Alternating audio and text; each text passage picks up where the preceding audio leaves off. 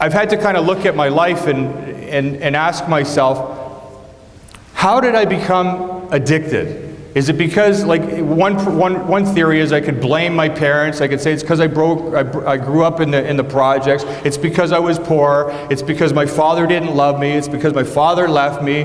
My father, you know, that's what most addicts like to do, right? That's another one of my addictions.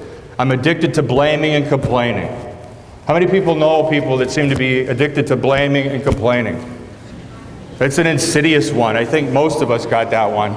I still do it from time to time, don't get me wrong, more than time to time, but before everything was all about addicted, everything was somebody else's fault. But I chose to look at my life from a different perspective of how is it possible that maybe I caused myself to fail? How did I cause myself to get addicted to all these things?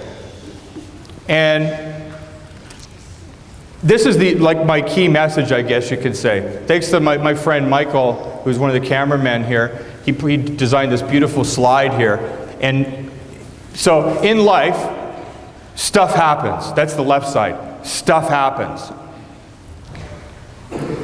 And then, as a result of what happens, we interpret the meaning, or we make up a meaning.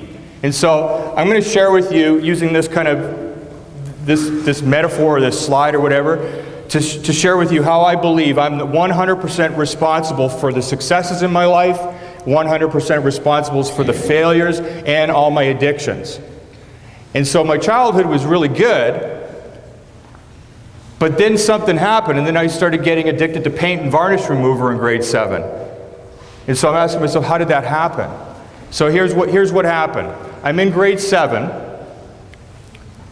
and I'm still like living with my mother. I'm living in the projects, and it's a really good childhood. I got all kinds of friends. There's no way I'm going to do drugs. Like, I'm not a kid that you would ever think that would do drugs. I'm skipping classes. I love mathematics. I like playing chess. I'm just always busy playing sports. It looks like a guy that would never have any problems. And something innocent happened. And it's not because of what happened, it's what I made it mean. My mother all of a sudden tells me and my brother, we're moving. We're going to go live in Belleville on a farm in Hastings County. And you're going to love it, son. There's cows and there's pigs and there's, it's all the acre.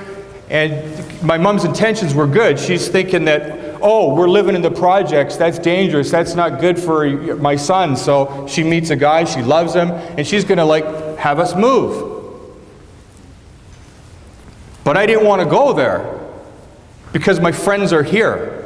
And it would be like, Mom, come on. Me and my brother were doing this, but I'm talking about me right now. Is, Mom, please don't make us move. Please don't make us move. How many of you know what I'm talking about when, you've got friends for 11, 12 years or whatever. Like, this is your world, right?